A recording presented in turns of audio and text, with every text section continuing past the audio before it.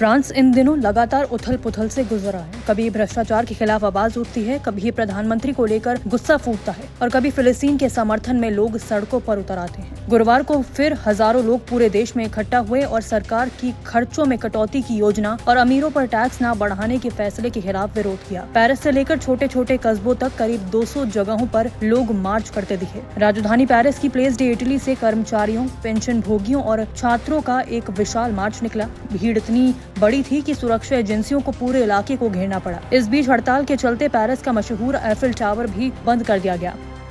Tower के प्रबंधन ने साफ कहा कि ज्यादातर कर्मचारी हड़ताल पर हैं, इसलिए टावर फिलहाल जनता के लिए बंद रहेगा। गेट पर एक बोर्ड लटकाया गया है जिस पर लिखा है, हड़ताल के कारण टावर बंद है, असुविधा के लिए खेद है। प्रदर्शनकारियों ने खूब नारेबाजी की, अमीरों से टैक्स लो, गरीबों की सुविधाएं मत काटो।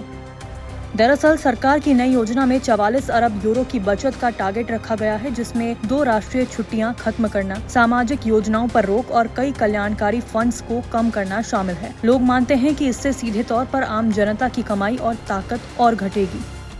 फ्रांस के गृह मंत्रालय ने दावा किया कि पूरे देश में करीब 1,95,000 लोग प्रदर्शन में शामिल हुए, जिनमें से 24,000 केवल पेरिस में थे। यूनियनों ने सरकार को चेतावनी दी है कि अगर बजट प्रस्ताव वापस नहीं लिया गया तो ये विरोध और ज्यादा बड़ा रूप ले सकता है। खासकर नए प्रधानमंत्री सेबेस्टियन लेकोर्नो पर गुस्सा साफ झलक रहा है, क्योंकि उन्होंने अब तक न तो बजट पर खुलकर कुछ कहा है और न ही पूरा मंत्रिमंडल घोषित किया है। स्थिति तब और बिगड़ी जब प्रदर्शनकारियों ने पेरिस में टेस्ला के शोरूम पर धावा बोल दिया और अंदर जमकर नारेबाजी की। इतना ही नहीं, राजधानी में रक्षा मंत्रालय के एक दफ्तर में भी आग लगा दी गई। आग की लपटें गेट से बाहर तक निकलती दिखी। पुलिस की गाड़ियां भी इस गुस्से का शिकार बनी, कांच तोड़े गए, दरवाजे उखाड़ दिए गए और कई जगह पुलिस पीछे हटती नजर आई। फ्रांस के साथ साथ मोरक्को में भी हालात बिगड़ रहे हैं। वहाँ युवाओं का गुस्सा भ्रष्टाचार और बढ़ती बेरोजगारी को लेकर है। उनका कहना है कि सरकार अरबों डॉलर फुटबॉल वर्ल्ड कप की तैयारियों पर खर्च करती है, लेकिन अस्पतालों में दवाएं तक नहीं मिल रही। राजधानी में विरोध इतना बढ़ गया कि पुलिस ने भीड़ पर गोलियां चला दी, जिससे एक युवक तक की मौत हो गई। दोनों देशों में लोगों की मांग लगभग एक जैसी है, जहां पैसा है वहां से लाओ और जनता पर बोझ कम करो। प्रदर्शनकारी कहते हैं कि अब सब्र का बांध टूट चुका है और इस बार अगर सरकार ने जनता की बातें नहीं सुनी तो ये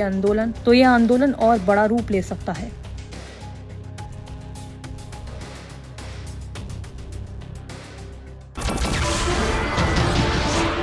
नमस्कार, मैं हूं मानक गुप्ता।